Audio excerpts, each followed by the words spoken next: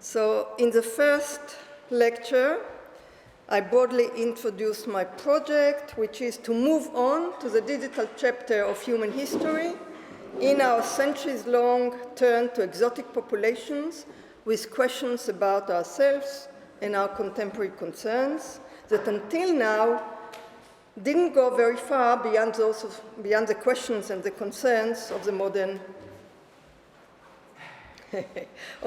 age. I defined my, just a sec, right.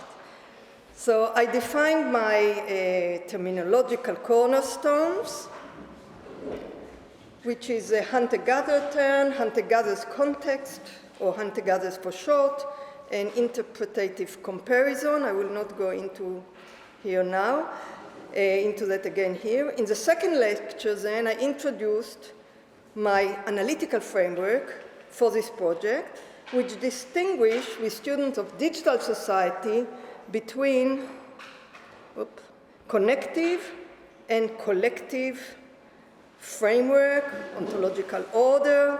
They use it as connective, opposite collective, political action, memory, culture, and other social forms. I added emphasis on interactionist and categorist stance, respectively, so collective and categorist, framework, order, and connective and interactionist problem. In the third lecture, I turned to hunter-gatherer ethnography, and I argued that what has been presented as lacking social forms are actually lacking collective forms. Hunter-gatherers, I argued, rather show us very rich and diverse connective cultural structures, including a framework that culturally communitizes hyper-connected and differently positioned kin, and expands this basis to include a community of diverse beings, other humans and non-humans alike. So what today I will do, is I turn to my recent ethnographic study of sharing homes with strangers via the homestay option in the Airbnb platform. I'll explain in a moment what I mean by it. And I'll do that with connective as analytical structure, analytical concept, and hunter-gatherers as an interpretative comparative case as a background. Now, Airbnb, I don't get it yet. Oh, I need help. No, it jumps, something jump on the side. I'm working with Holland computer, something jump here. Click on it. So I'll leave my fingers here. Today I will so I'm turning to the recent ethnographic study of Airbnb. Airbnb is often identified with its impact on the tourist industry, local property markets, civil life in urban centers, and short-term home rental businesses. Municipal bodies focus on these themes. The media gives them much attention. But Airbnb started from, sees itself as, and still includes a large volume of activities of another nature, digitally connected people who, on a temporary basis, share homes, by which I mean co-living in the same home. So there's a huge difference, you do not need me to tell you that, between such digital age visitors and hunter-gatherers who extensively visit and share home life with one another as means of keeping their connection and community. Yet here we have people connected through Airbnb that actually share the same home. The hosts stay at home, the visitors join them, and they live for two days, 3 days, a week, 2 weeks together. So what I ask, and this is at the background, what helped me to analyze the case, is if hunter-gatherers, as a comparative background case, can free us from conventional modern assumption to approach the digitally based practice and culture of hospitality from a fresh perspective. And on the other hand, if from this exercise we can also gain some better understanding of hunter-gatherers. So I explore this possibility today, and this take me a step further in pursuing my broad project, how by focusing on connectivities or connective structures and cultures, we can mutually understand better both hunter-gatherer cultures and our emergent digital society. So let me start by introducing my second fieldwork. The originating idea of platforms gathered under the roof of the sharing economy was at once utopic, economic, and very simple. People underuse much of what they own. What they need is access to resources when they need to use them, not necessarily to own them. The classic example given at the early days of the sharing economy was that you do not need to own a screwdriver. For the rare times, you need to use it. You just need easy access to a screwdriver when you do need to use it. And this principle extends to expansive and serious resources like the spare room you rarely use, say after your child left home for university studies in another town, or your car, which parks unused for days at the front of your house, or maybe in the airport parking when you have holiday abroad, and so on and so forth. The revolutionary sharing economy platforms harnessed the digital algorithmic power and big data management to connect those who underuse what they own with those who want to use these resources. The platform extracts its percentage on the way. Airbnb, based on this principle, it started in 2008 from hosting guests in a spare room while the host stay on their home with their guest. The mythologized origin, it's told and retold and retold in the literature, also in TED lectures that I'll come to later, is that the co-founders, Brian Chesky and Joe Gebbia, shared as students a rented apartment in San Francisco. Their landlord raised the rent far beyond their means. Meanwhile, a large international conference was convening in San Francisco, and hotels were fully booked. So the co-founder had 3 spare airbeds in the apartment and came up with the idea of offering air bed and breakfast on the conference website. Now, if you wonder where Airbnb comes from, it's from this air bed and breakfast. Anyway, the enthusiastic response of their post surprised them, especially the fact that cheaper than hotel price attracted some people, while others were drawn by the opportunity of meeting local people. The mix of interest has remained the attraction of Airbnb to its incredibly growing numbers of users. In 2022, Airbnb is reported to operate in 200 countries, in large and small cities, in urban and rural areas, among mainstream, minority, and even indigenous populations. Airbnb figures suggest that around 10% of the world population, more than the entire population of the USA, have by now used Airbnb. Airbnb went public in December 2020 with a value of over $100 billion US. Now, Airbnb activities keep proliferating and include entire properties used by visitors, business-managed Airbnb homes, home managed by co-host, listing small-town hotels, rooms, etc. What I call homestay Airbnb is still a popular option. More than many people, including Airbnb users and also scholarship, realize the media focus on other options, and scholarship, surprisingly, does not in general distinguish between staying in a whole apartment and staying with people in so-called private room.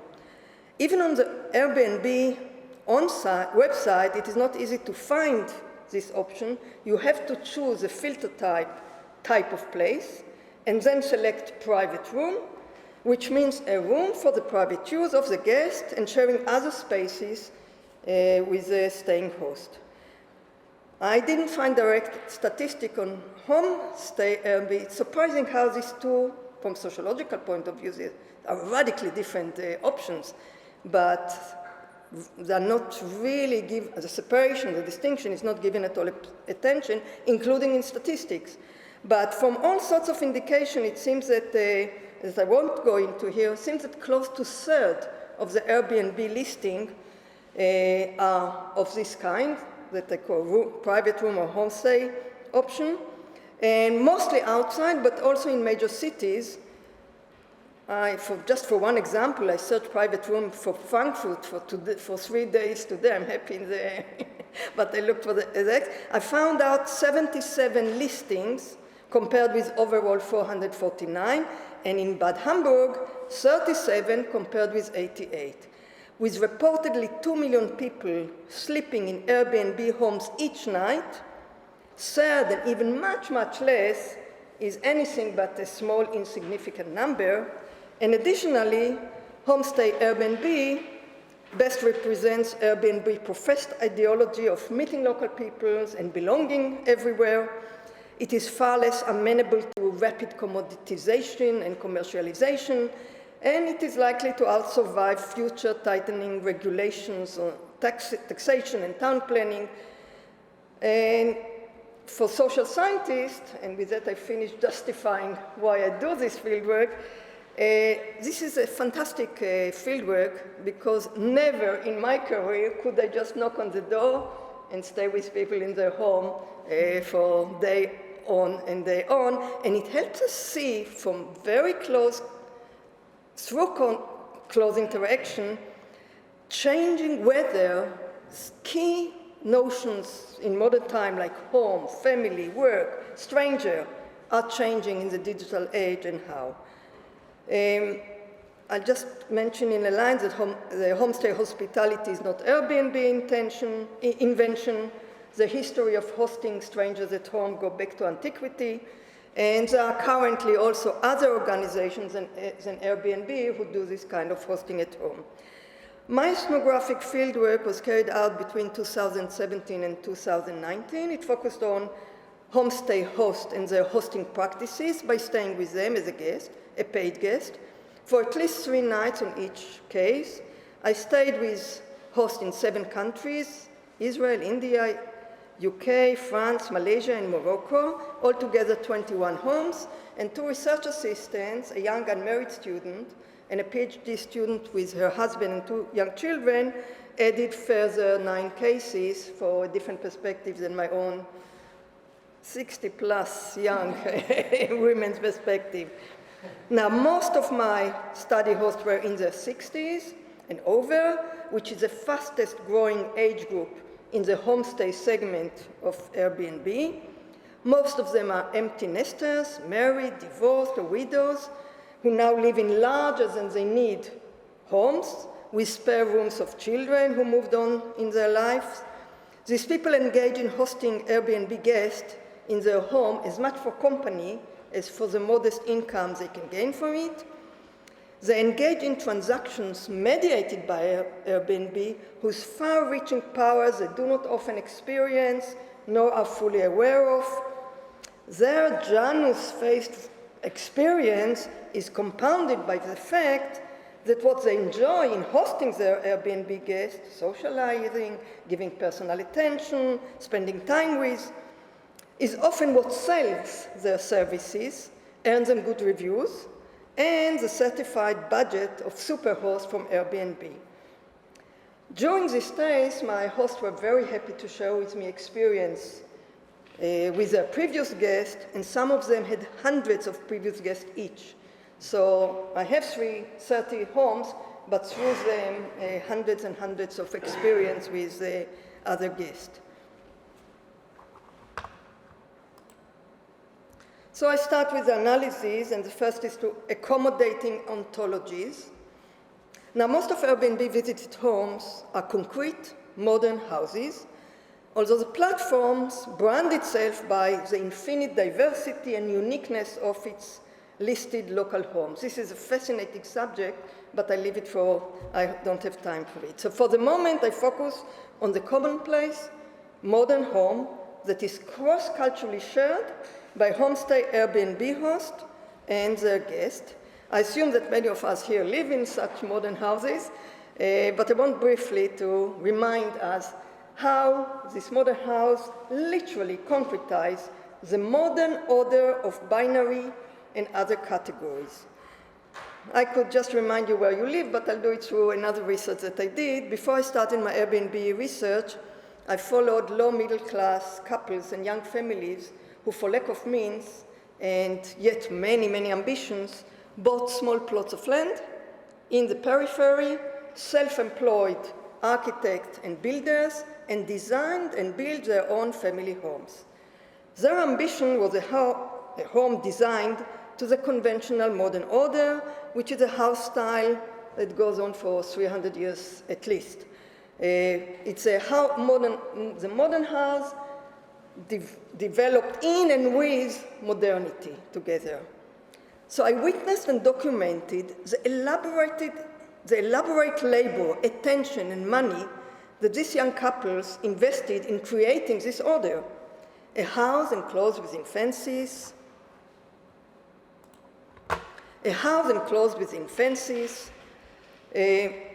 providing privacy from passerbys and other houses, separate rooms to parents and each of the children. These private quarters separated from shared family areas and from areas entertaining visitors. And there are special function rooms like television room, laundry room. The amount of time spent by these auto builders on designing storage spaces is really unbelievable. Just in the kitchen, cupboards for food, cutlery, separate drawers for cutlery for everyday and for special occasion cutlery, and that for children, plastic cutlery, and.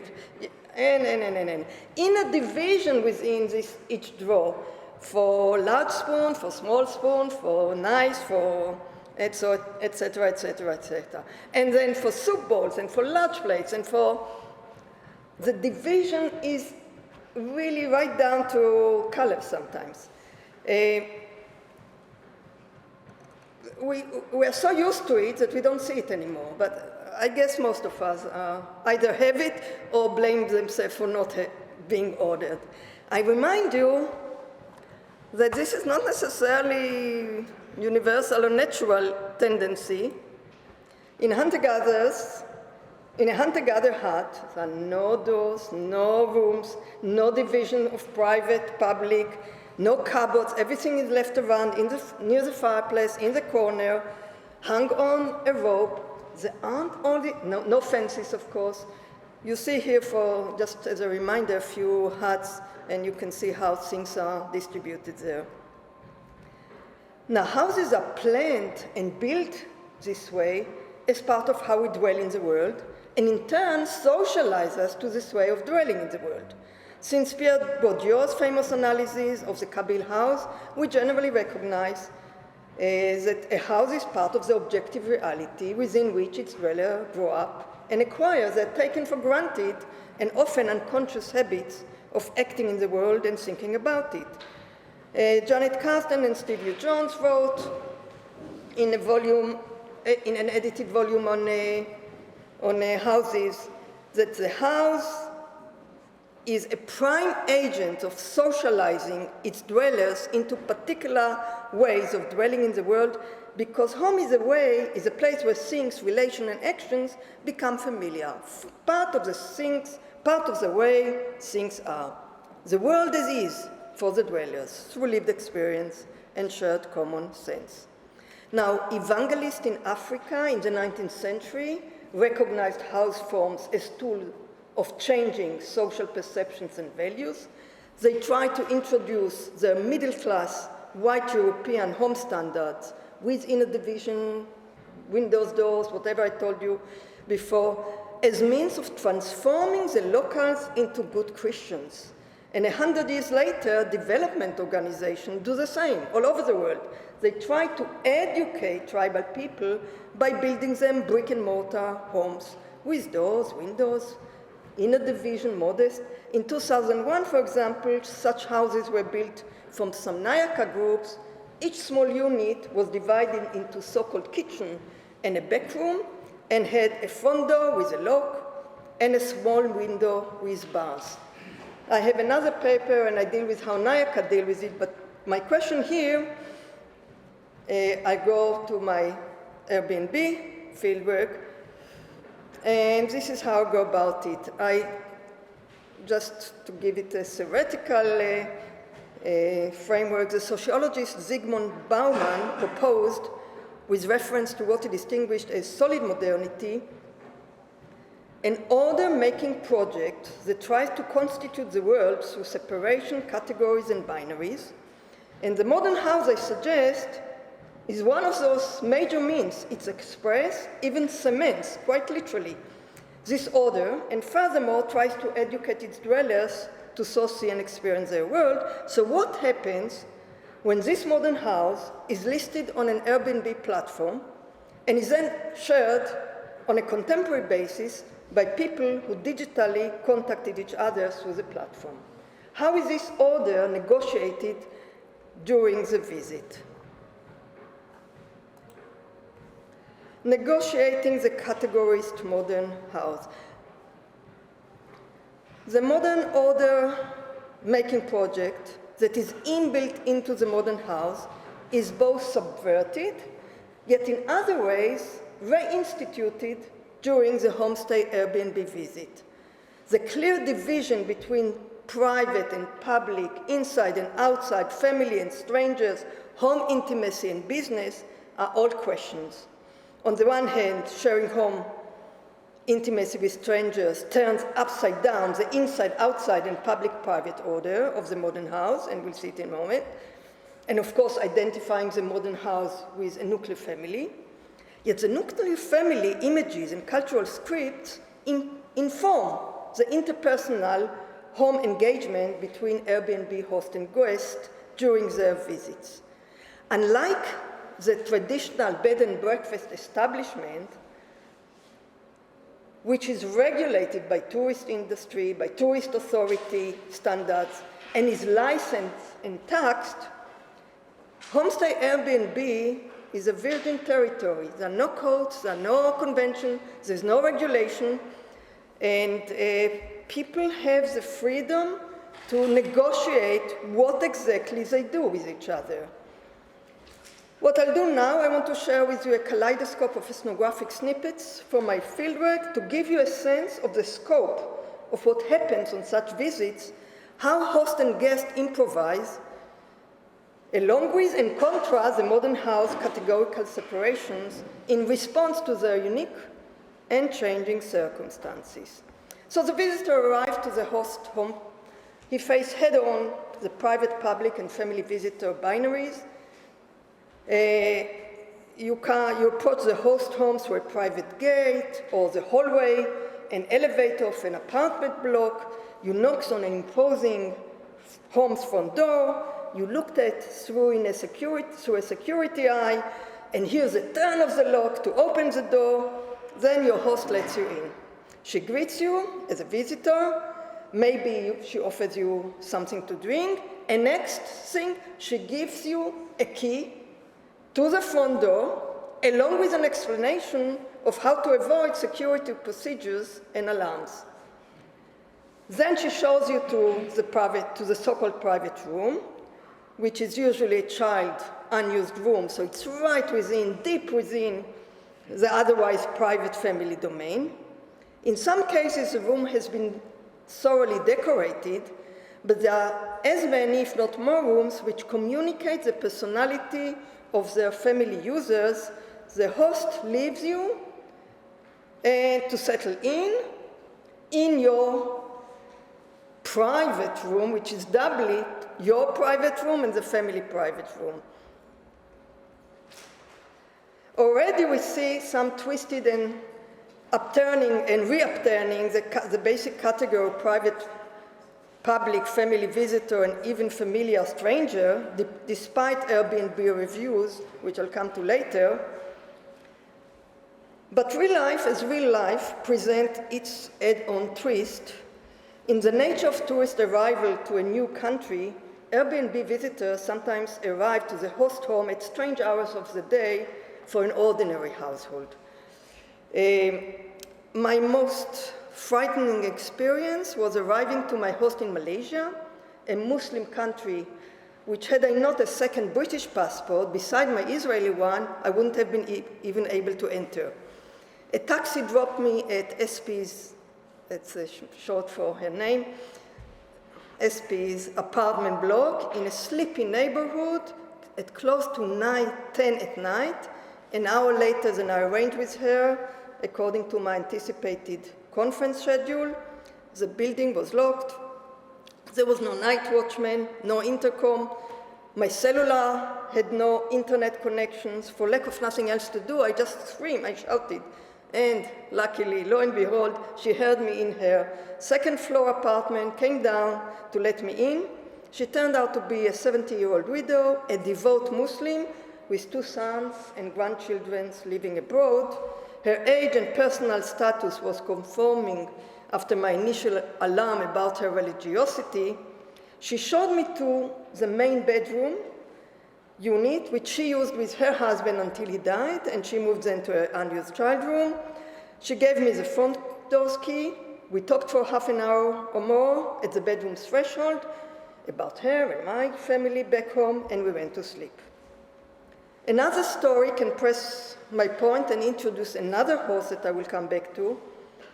I arrived at AAH doorstep in a posh neighborhood of Helsinki at 7 o'clock in the morning, December, dark, completely dark, sunrise at 11 o'clock near lunch. After an overnight flight, it was the only flight that time from Israel. She was in a rush to take her special needs child to school. She let me into her luxurious apartment. There were great, impressive paintings and statues in the living room. She introduced me to her child, showed me my room, the room of her oldest son, gave me a house key, invited me to make myself coffee in the kitchen, and rushed with her child. 5 minutes, maybe. I was in, she was out. I was there on the house. She returned later on in the morning. Now, an incredible trust hides behind this simple 2 minutes. It was 2 minutes, not 5 minutes, 2 minute scenario. And long talk with his host, who turned out to be a high executive in a high-tech firm that was relocated to America, and she wanted to stay in Finland because of her child, because the facilities for special needs children was better in Helsinki. So she stayed and started doing Airbnb. And long talks with her afterwards, she shared with me her simple philosophy. If you trust people, they are trustworthy. Which means, if you act in this way, they respond. And she extended it not only to an unthreatening single old lady like myself, but also young men. She told me that she once had 4 young Spanish men sharing the room I stayed in. Now, during a stay, there are architecturally imposed intimate episodes on a homestay visit, the result of hosting visits inside a private home, built to modern family standards and not adapted by regulations to tourist hospitality standards. The brass room can be attached to the guest private room, but just as often it is located on the other side of the home, and sometimes the guests share a bathroom with the host. Again, one of my first and at the time really disconcerting experience, I later grew used to it, was staying in a private house in South England, which the owner, a musician, designed and built himself, and as an afterthought, he took in guests and added a bathroom next to the laundry room. To go from my room to the bathroom, I crossed a corridor with family member rooms at both sides. Their doors often left open, and they seemed not to be bothered at all. In a modest household of a Jamaican woman living in Luton, England, she was a social worker and a university lecturer. My private room was otherwise her living room, and I climbed up the second floor to her bathroom that I shared with her, and her toothbrush, creams, bathroom were all as ordinary, in their ordinary place. Now, what is surprising is that homestay Airbnb regular users, host and guest, surprisingly quickly adjust themselves to these shared day routines that at first may shock them. To ease my experience, I at first reminded myself of my fieldwork with hunter-gatherers, exactly the same. It's very commonplace. They're open to all domestic life that truly was also commonplace in pre-modern houses too. Now, while some hosts labor to produce a room clean from its previous family user signature,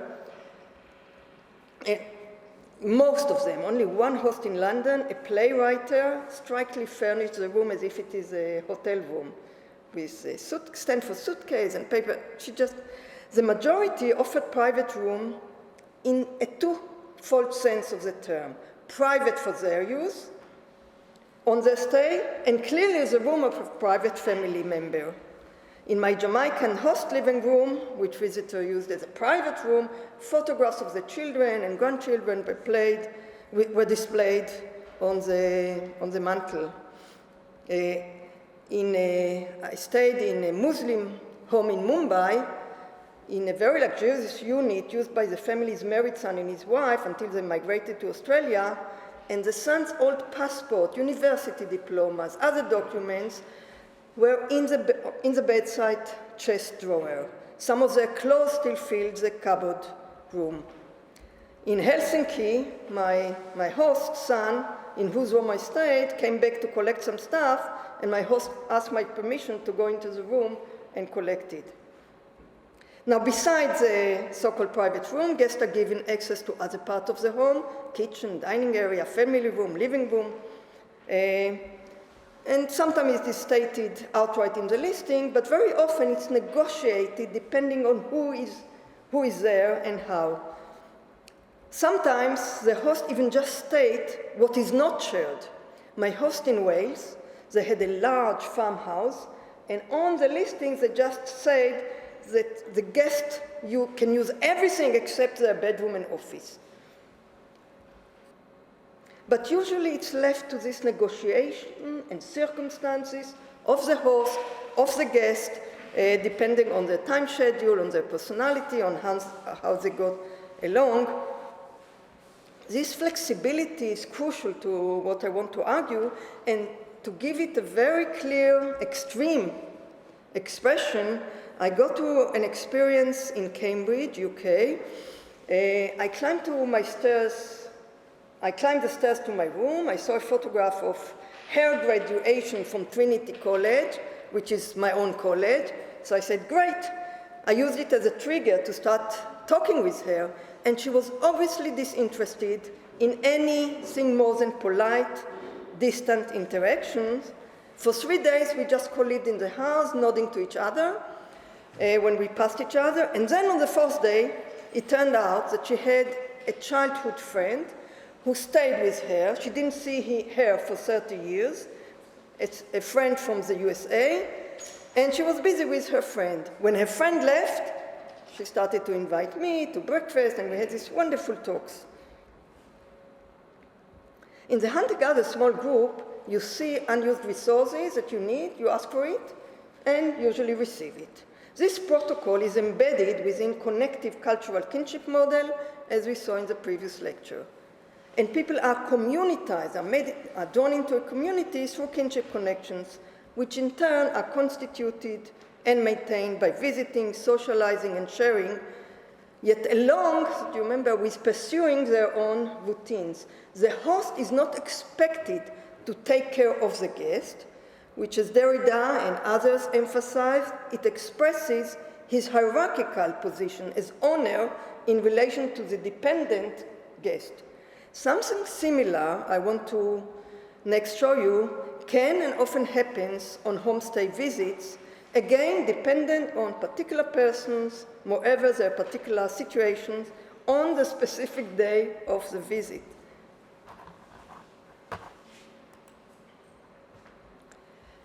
So visiting, sharing, connecting. Host and guests often initiate shared domestic and social activities. And what is striking is firstly pursuing both transactional host-guest interaction and a family-like engagement, and shifting between and articulating them. Hosts continue their own social affairs. They entertain family friends, they go out to visit friends, they go to the theater, they go to restaurants, they continue their own life.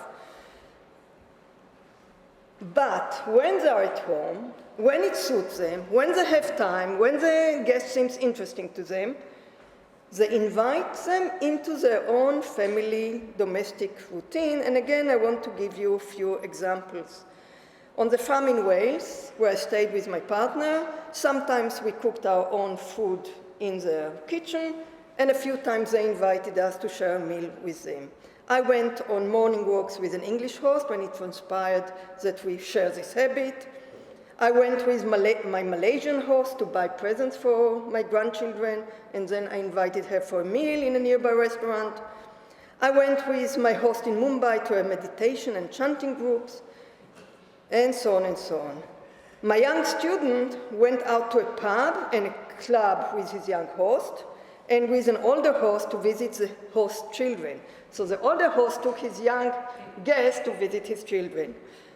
My host in Wales told me that a lone Chinese student came to them on his university break, and discovering that he had his birthday on the day he stayed with them, they cooked a birthday cake and celebrated his birthday with him. My host in a pretty village in the Cotswold area in the UK, a professional pilot who in between flights hosted Airbnb guests, she told me about, I say she, because pilot you may think he, but she told me about a guest who came for a breakaway from marital problems and spent evening on end talking with her host about her marital problems. And one last example, another English host told me that she learned about her husband's early childhood and army memories when he talked with their guest. He was a very shy and reclusive man, she said, and he opened up with their Airbnb guests who were eager to hear about his family roots. There are many more examples, but this probably suffices to show voluntary engagement as between friends and family members taking place between host and guest, alongside or perhaps as counterpart of, undermining the inside, outside, private, public, family, stranger dichotomous categories. But I want to push this point even further by three more examples, starting from a simple one and moving on to really, in my view, dramatic ones. My Malaysian host had both me and a young Chinese woman with her young 15-year-old son on a Sunday morning. She organized a Sunday brunch involving all of us in preparing the food, setting the table, helping washing the dishes. The Chinese woman did not know English. Her son fixed her a Google translator, and in this way we all talked together over the family fashion Sunday breakfast, and she told me it is so good to have a Sunday brunch as I used to have with my family. The Malaysian, the same host, had a mother and a daughter aged 10 staying with her, and the mother fell ill and was hospitalized. The host not only looked after the daughter, she went with the daughter every day to visit the sick mother at the hospital. In one last really special case, a host living in a very posh house in Cambridge, who owns a gallery nearby, she told me how once a mother and a daughter from Australia booked a stay with her. The mother's second daughter living nearby, and they wanted to visit her. In short, the mother suddenly wrote that she's not coming, only the daughter's coming at her early 20s. The host discovered very early that something is wrong with the girl. She's on the spectrum. The other sister did not have time, and for a week, this host took care of the child, took her every day to the gallery, and then she told me that she really understands the mother. She sympathized with her. It must be so difficult for her all the time to be with the girl. And when the host was waiting for a plumber to come who was delayed and she had to leave the home, it was natural for both of us that I will let the plumber in and let him work and stay there. The guest host financial transactions is handled by Airbnb off stage, and it remains outside what happens between the host and the guest. Money do not pass hands between the host and the guest, other than in rare occasion when they try to trick the system, the guest stay another day and they don't do its work. But generally, no money, and it is taboo to talk about it. On the contrary, guests rhetorically expanded on the warm hospitality and often leave small presents and thank you cards. Yet the monetary side, although it is hidden, actually provides the moral grounds for carrying on one's routine and shifting between the two modes. Many, for this reason, preferred Airbnb guest host over staying visiting friends and family for the freedom from categorical codes and expectations. Family ethics and conventions, they told me, are binding in the case of actual family members. You have to host them, you have to look after them. Whereas in Airbnb, one can always say, okay, it's a transaction. I go to my theater, I go to my routines, you stay here. At the same time, the Airbnb host can stage and enjoy a family kind of experience and avoid saying, oh, we need it, we like it, because we're doing it for the money. So the transaction and home modes or family modes are very strategically used by the actors to maneuver between them and to justify what they do. So I move to my last analytical or an issue or analysis, and I go to back online to reviews and connections. Now, reviews are an integral part of reputation system built by digital platforms. The reputation systems have been described as the electronic word of mouth, EWOM. These scholars always like acronyms, so EWOM, electronic word of mouth. And are considered the necessary means for building trust between actors as strangers in the digital world. And trust between strangers then become to be really important, and some people even argue that it's the currency of the new world. A journalist puzzled in Wired magazine in 2014 how platforms have engaged with strangers in behavior that would have seemed unthinkably foolhardy as recently as 5 years ago. I bet if I ask you, some of you will still have this, oh, I can't go into a stranger home, and some of us are easy about it. The digital industry heavily invests in developing trust-building protocols.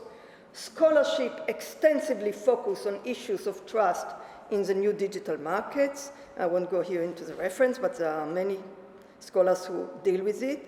And surprisingly or not, and I should try to suggest to you why not, what most concerns the industry and scholarship alike is that the reviews are too good. The reviews are too good.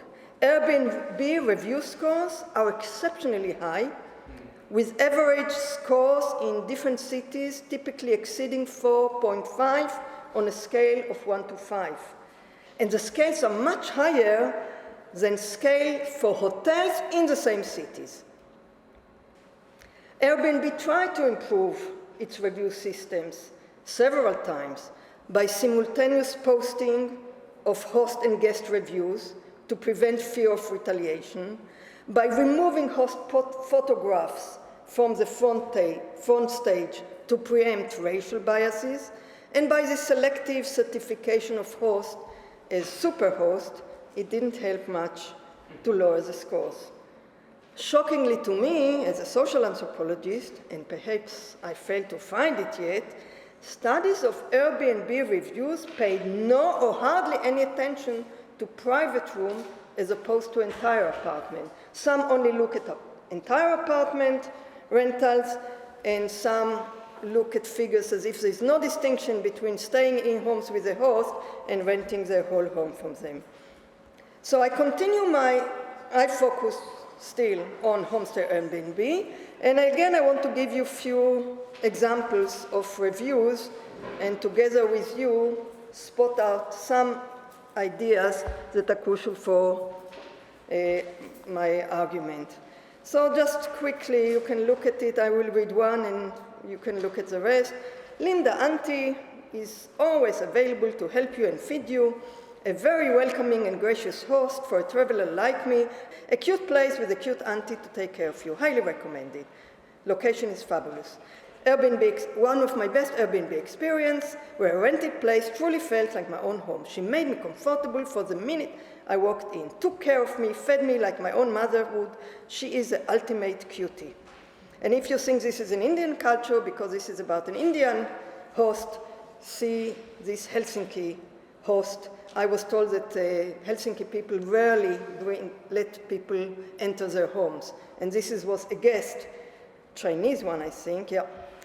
Staying at Anneli's place is like coming home to a family home. Nothing is too much, and Anneli will do anything to help you. She was so nice, especially to our young kids who were hungry after a long intercontinental flight. This was another Chinese guest. This was a very posh apartment, so it was expensive in terms of Airbnb. So this guest, right, if the price is okay with you, then definitely my friends and I will recommend you to book Anneli's apartment in Helsinki. It's big, clean, bright, and well located. More importantly, you may feel she's like a mother who tries her best to take good care of you. In a word, we really enjoy our days. Malaysia. The best part of this Penang trip was to meet, she's a super nice lady, and so on and so on. She cares about her guests, she's always available, she treats everyone like family instead of a guest, and so on and so on. These are just very few examples from a few hundreds and sometimes more reviews that my host each received. And these examples are not exceptional, nor representative, because representative is not a relevant concept here. But note the repertoire of options, the going language, tone, emphasis, that this review shows. Interpersonal relations, what the host did for me, how she cared for me, personality traits, wonderful, nice, open traits which appearing in and embodying what happens between people. She's nice to us. And third, occasionally even the use of kinship terms, auntie, mother, especially but not only by South Asian and Chinese guests. And lastly, use of personal names. Personal names are used throughout the Airbnb platform in all of its open to all parts. Surnames, which you could use for identifying people, perhaps Googling them, you don't see. The only place I saw surnames is in the receipts, which is subject to some regulation. In the receipt for your payment, you have the name of the surname of your guest.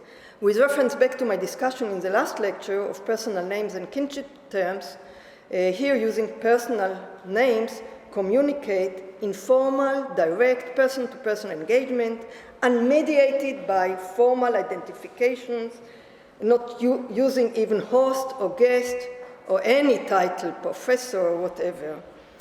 So what I want to argue is that muddling collective and connective and scalar orders lead to misunderstanding what the reviews are about, and thus to unattainable expectations. My supporters in making this argument are two leading figures, key informants if you want, that you simply cannot dismiss as important or irrelevant. I think I'll skip let's see.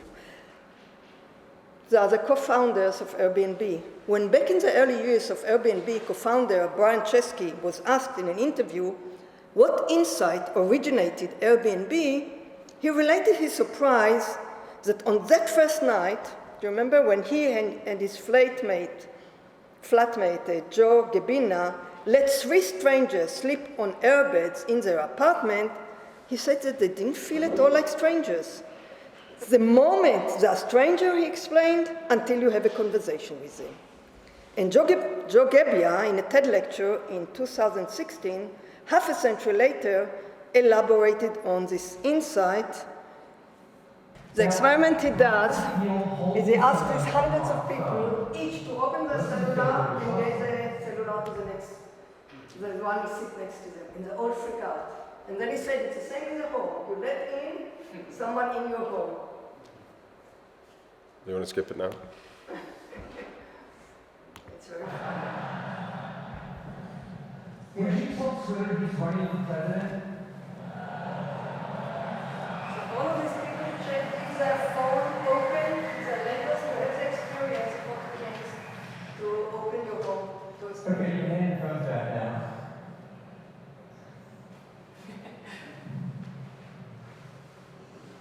So now that you've experienced the kind of trust challenge you're facing, I'd love to share a few discoveries we made along the way. Now, what if we changed one small thing about the design of that experiment? What if your neighbor had introduced themselves first with their name, where they're from, the name of their kids or their dog? Imagine that they had 150 reviews of people saying, they're great at holding unlocked phones.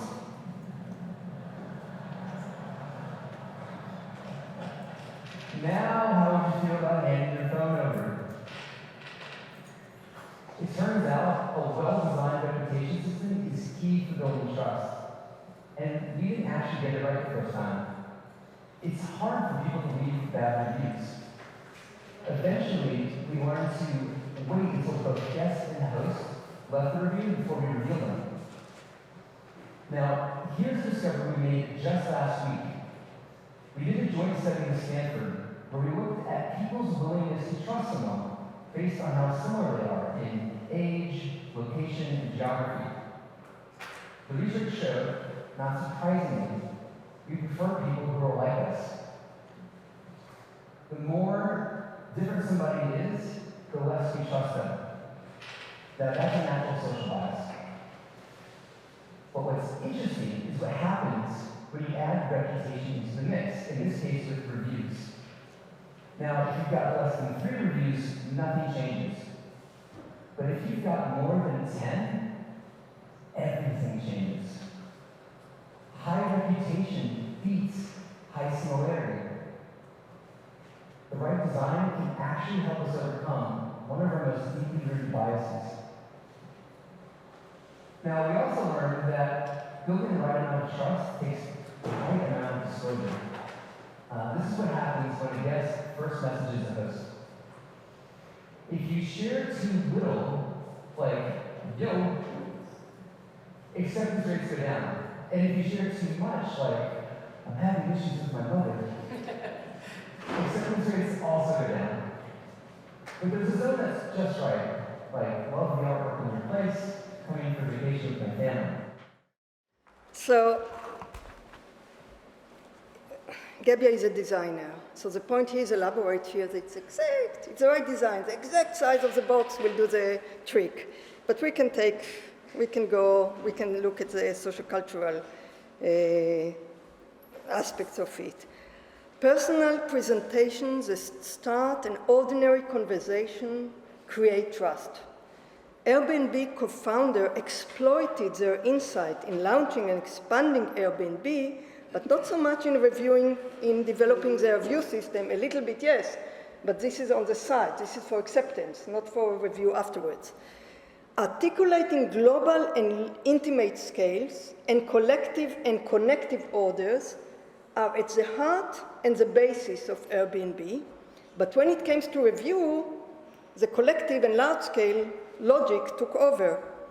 The 2 good reviews are written within the connective interactionist and intimate scale ontological context of the visitor-host encounter, while the industry's expectation from the reviews is within a collective categorist order. I'll explain you what I mean. When I write, what they assume, this is implicit assumption informing what the digital industry and scholarship expect, is that guests write their reviews to help and inform other guests. Namely, As in a collective category structure, the guest identifies himself as a member of the community of guests, an imagined community of guests, who shares their identity as guest, and he wants to serve this community. But the guest, first and most, at least on the homestay Airbnb, are connected to their host. Or rather, Nurit visit and stay with Linda, and John with Dan, and Chan with Anneli, and we feel respectively connected, and we care for each other. When I write my review, I write it for Linda, my connected host, not for anonymous guest members of the imagined collective sharing for people who are also guests. The binary categories, guest and host, divide Airbnb into two communities, imagined communities, bounded groups, and whereas the particular host and guest share, engage in home in manifold ways, and guest and host are just one of them. They are professors, they are grandmothers, they share many, many parts of their identities. So when I write review for my particular host, I have her interest in mind. I want to help her appear good on the website, and I want to further express my thanks for her. My review is not EWOM, electronic word of mouth. It is an ETYC, electronic thank you card. Now, some homestay visitors return again and again to the same host when business takes them again and again to the same town. Some homestay guests maintain relations with their host on WhatsApps, emails, phones, sending them holiday greetings, birthday wishes, family photos. Some hosts visit their guest as private guest or as Airbnb guest. All this further speak for the connective interactionist framework and the intimate scale of the host and guest engagement, which is handled within the collective large-scale Airbnb platform. Now, the concept of stranger itself, and hence trust in strangers, come from the modern world, from the modern collective ontological order and framework. George Simmel in the early 20th century started speaking about the stranger and about the stranger and society as mutually and contrastingly conceptualized. Simmel figured the stranger as a social type, the person who is specially within the group but doesn't belong to it. The stranger, he maintained, is different from the group members whose similarity to each other is heightened by their difference from him.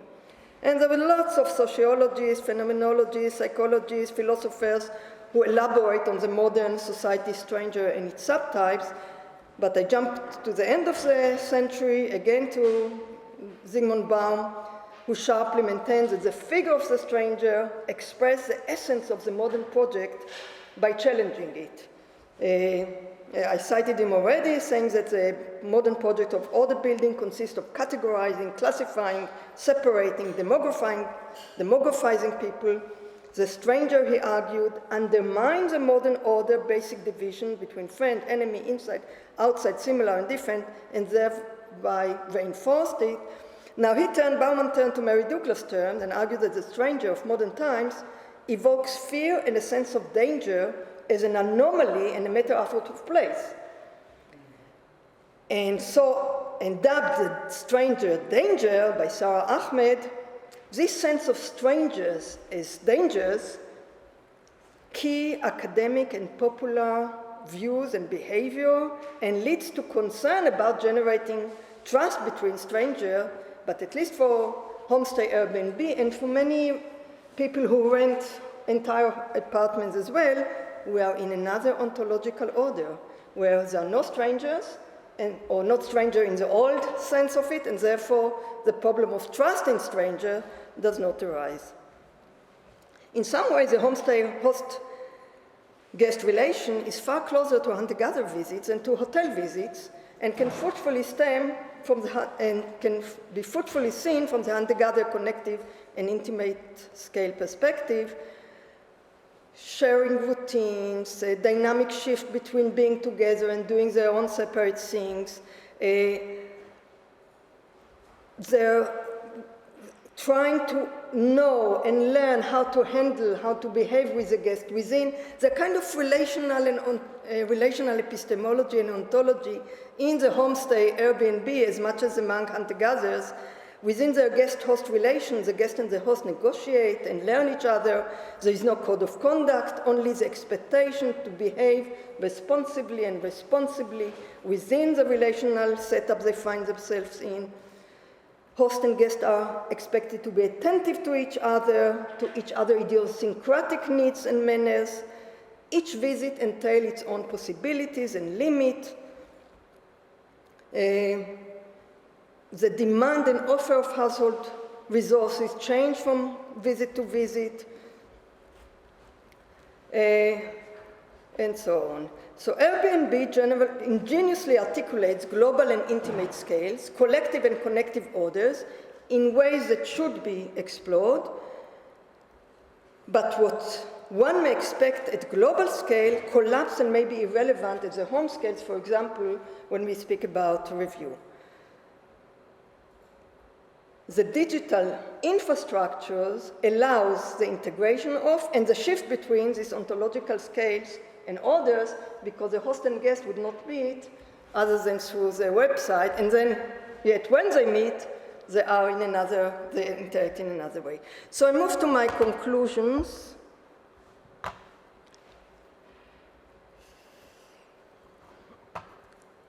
We have turned to hunter-gatherers with questions and issues arising from the industrial modern world for centuries, and my project was to move on with a new digital chapter of human history and turn to them on emergent contemporary issues and with contemporary concept.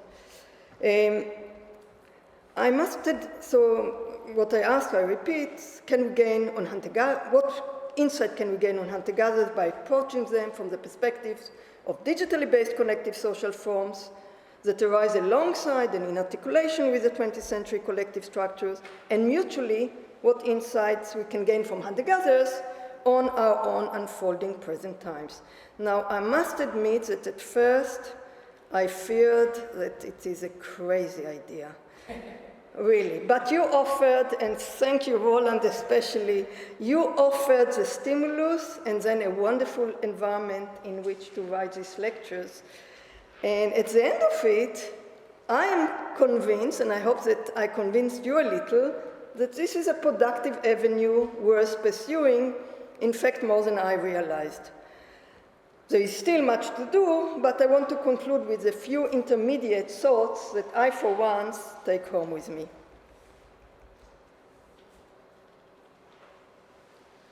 So this shifting our point of view from modern to digitally-based social structures, and more specifically from collective and categories to connective and interactionist ontological social orders, throw a kind light on hunter-gatherers' modes of sociality and communality, what through collective and categorist frameworks appeared as pre-developed social forms, instead from connective and interactionist perceptions appear to share some sense and logic at the local hunter-gatherer small scale with digitally afforded social forms. Kinship is a good case in question. Studies of hunter-gatherer groups in the mid-20th century, before development bulldozer made inroads into their society, suggested an all-embracing kinship framework of thoughts. Everyone is related to everyone else. The relational framework can even accommodate strangers and non-humans. But the relations are not pre-given relations that subsist in their knowledge and entail rights and obligations. Kinship, here I suggested, is culturally maintained and expanded beyond genetic and affinal kin. Kinship here is about the art and skill of relating to others as connecting kin, and so making and remaking them connected kin. Connecting is achieved through interactional work, visiting, communicating, sharing.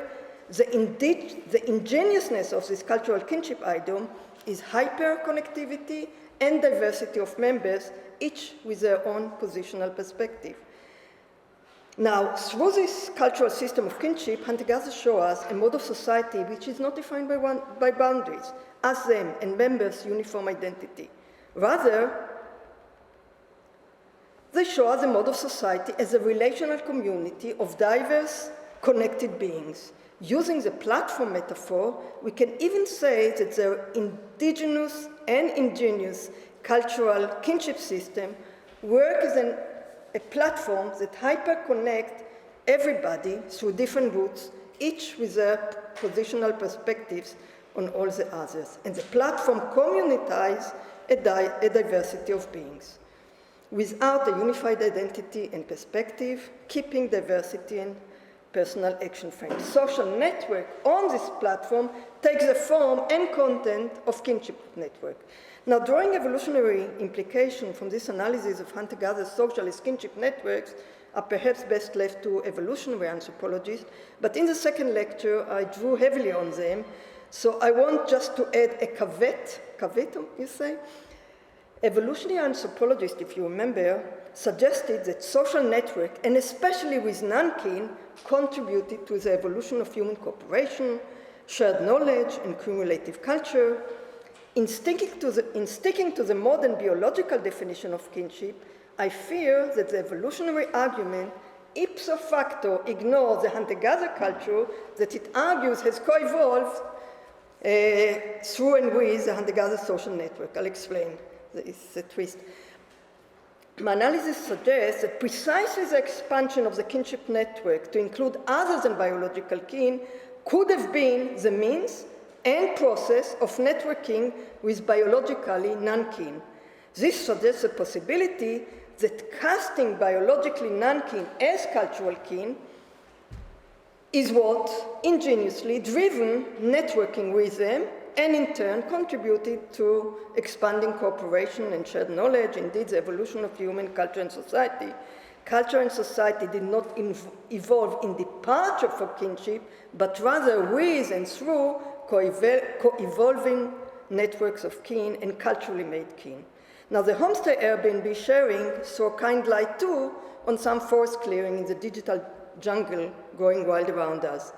Now, a technology-naive user who reaches home at dark, presses a switch at the doorway and enjoys an electrically lighted house doesn't think about the infrastructure and the scientific innovation behind it if he knows at all about them.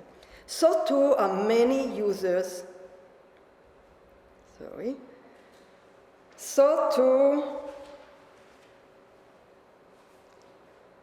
lost it.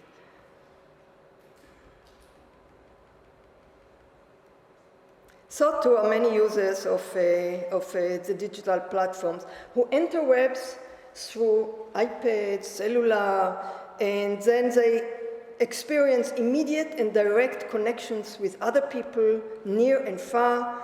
The subsequent face-to-face encounters, surely at its extreme in sharing for days the intimacy of home through homestay, show the breaking loose of categorical distinctions, including those built literally into the modern house. The family images and cultural scripts inform the interpersonal home engagements between Airbnb host and guest. In an ironic sort of way, the Airbnb-generated use of modern houses shares something in common with the forager's fluid use of houses.